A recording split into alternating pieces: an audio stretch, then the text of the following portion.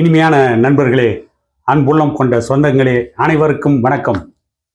சரித்திரம் பல விசித்திரங்களையும் வினோதங்களையும் சந்தித்திருக்கிறது. இந்தியாவிற்கு வந்த முஸ்லிம் மன்னர்கள் பலர் இந்துக்களை கொன்று குவிப்பதில் கொலைவெறி கோர தாண்டவம் ஆடினார்கள். ஆனால் அதே முஸ்லிம் மன்னர்களில் சிலர் இந்து முஸ்லிம் என்று எந்த பாகுபாடும் இல்லாமல் எதிரிகள் என்று நினைத்தால் அவர்கள் தலைவேறு முண்டம் வேறாக இருக்கின்ற எதிரிகள் மட்டும்தான், எந்த பிரச்சனையும் தரமாட்டார்கள் என்ற எண்ணத்தோடு லட்சக்கணக்கான மனிதர்களை எந்த மதம் என்று பார்க்காமல் கொன்று குவித்ததையும் இந்திய சரித்திரம் சந்தித்திருக்கிறது. பெற்று வளர்த்த தந்தை இறந்ததற்கு பிறகு சிறு வயதிலேயே அந்த தந்தை இறந்து விட்டாலும் கூட தன்னுடைய இன்னொரு பெரியப்பாவால் அல்லது சித்தப்பாவால் வளர்க்கப்பட்ட ஒரு மகன் தன்னை வளர்த்தவர் மன்னன் என்றும் பார்க்காமல், தன்னை வளர்த்தவர் என்றும் பார்க்காமல் அவரை கொடூரமாக கொலை செய்த சரித்திரத்தையும் இஸ்லாமிய மன்னர்கள் சந்தித்திருக்கிறார்கள்.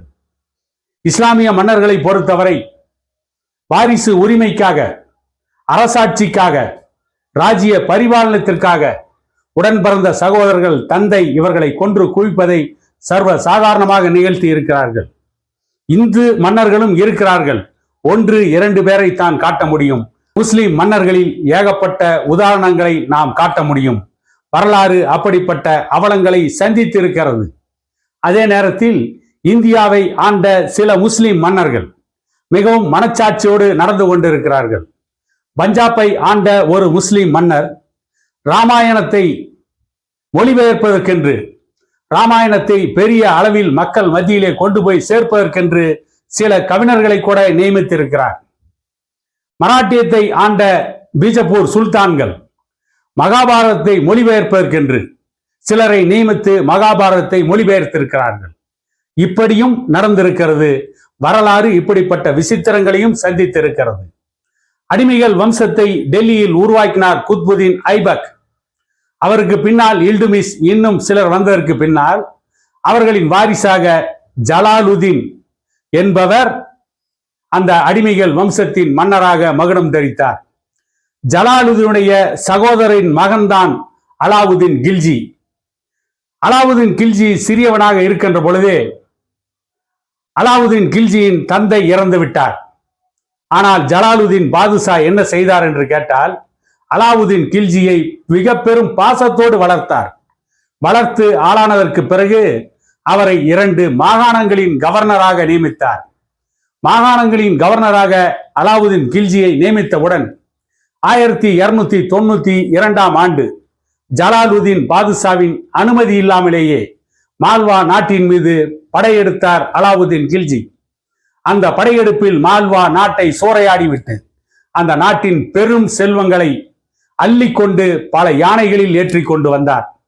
இன்றைய கணக்குப்படி பார்த்தால் அந்த செல்வங்களை, தங்கம், வைரம், வைடூரியம் உள்ளிட்ட நவரத்தினங்களை அள்ளிக்கொண்டு வருவதற்கு பல லாரிகள் தேவைப்படும் என்று வரலாற்று ஆசிரியர்கள் சொல்கிறார்கள். இப்படி பெரும் செல்வங்களை எடுத்துக்கொண்டு வருகின்ற பொழுது அலாவுதீன் கில்ஜியை அந்த மால்வா நாட்டு மன்னனின் மகன் பெரும் படையுடன் எதிர்க்கிறான்.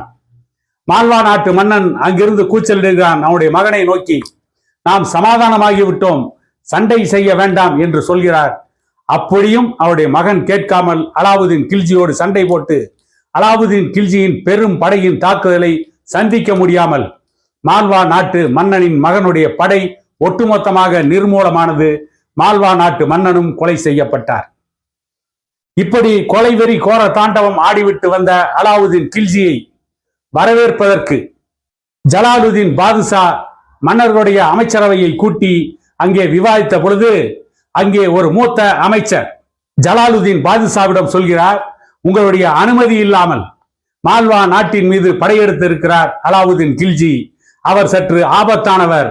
அவரை நாம் பெரும் படையுடன் சென்று சந்திப்பதுதான் சரியாக இருக்கும் என்று சொன்ன பொழுது ஜலாலுதீன் பாதுஷா சொன்னார், நான் மகனை போல் வளர்த்திருக்கிறேன். என்னுடைய சகோதரன் மகன் என்றால் கூட என்னுடைய மகன்தான். அவன் எனக்கு துரோகம் செய்ய மாட்டான். நான் பார்த்துக் கொள்கிறேன். வருகின்ற வழியிலேயே அலாவுதீன் கில்ஜியை வரவேற்பதுதான் அவனுக்கு நாம் கொடுக்கின்ற மரியாதை, அவனுக்கு கொடுக்கின்ற கௌரவம் என்று சொல்லி ஒரு சில அமைச்சர்களையும் ஒரு சில தளபதிகளை மட்டும் உடன் அழைத்து கொண்டு அலாவுதீன் கில்ஜியை வரவேற்க புறப்பட்டு விட்டார். ஆனால் அங்கே ஒரு மிகப்பெரிய சதி திட்டம் தீட்டப்பட்டிருந்தது என்பதை அறியாமலேயே ஜலாலுதீன் பாதுஷா தன்னுடைய மரணத்தை நோக்கி பயணித்துக் கொண்டிருந்தார். அங்கே போய் பாசறையில் ஓய்வெடுத்துக் கொண்டிருந்த அலாவுதீன் கில்ஜியை பார்த்தவுடன் ஆவேசமாக பாசத்தோடு அலாவுதீன் கில்ஜியை கட்டி அணைக்க ஓடுகிறார் ஜலாலுதீன் பாதுஷா. அலாவுதீன் கில்ஜி பாசத்தோடு வந்து ஜலாலுதீன் பாதுஷாவை கட்டி அணைத்து கொண்டு பக்கத்திலே இருந்த தளபதிக்கு கஞ்சாடை காட்டுகிறான்.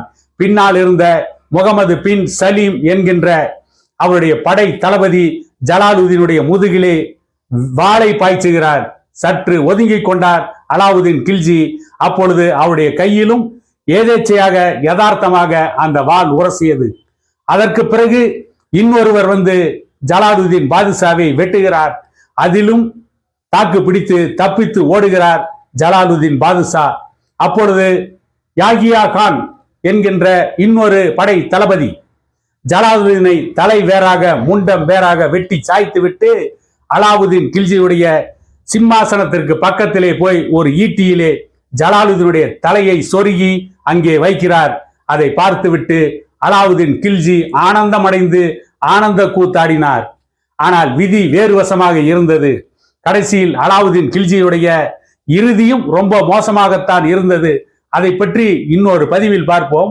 அதற்கு முன்பு இன்னொரு செய்தி என்னவென்று கேட்டால், ஜலாலுதீன் பாதுஷாவை முதலில் வாளை முதுகிலே குத்திய முகமது பின் சலீம் என்பவன் அடுத்த ஓராண்டுக்குள் தொழுநோயால் பாதிக்கப்பட்டு குற்றுயிரும் குலை உயிருமாக நீண்ட நாட்கள் அவதிப்பட்டு சித்திரவதைப்பட்டு சின்னப்பட்டு மரணமடைந்தார் என்பதுதான் வரலாறு.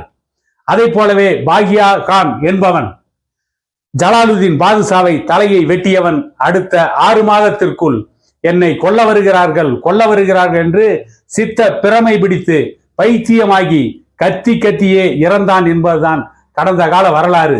இப்படி வரலாறு பல அவலங்களையும் அதிர்ச்சிகளையும் சந்தித்திருக்கிறது.